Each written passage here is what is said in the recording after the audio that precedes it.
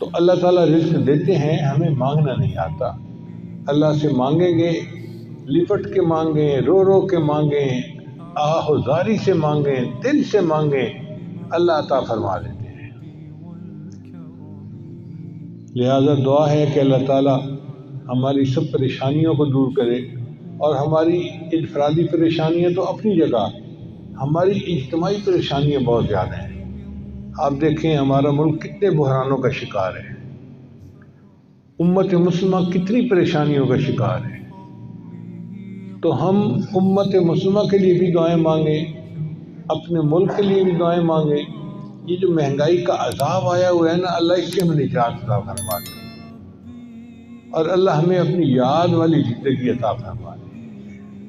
اللہ تیرے بنا بھی کیا جینا، اللہ کے سوا زندگی کا کیا مزہ ہے۔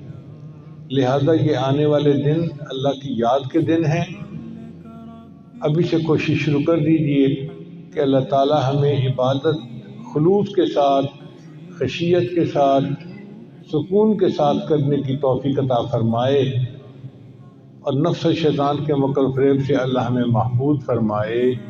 وآخر دعوانا ان الحمد للہ رب العالمین۔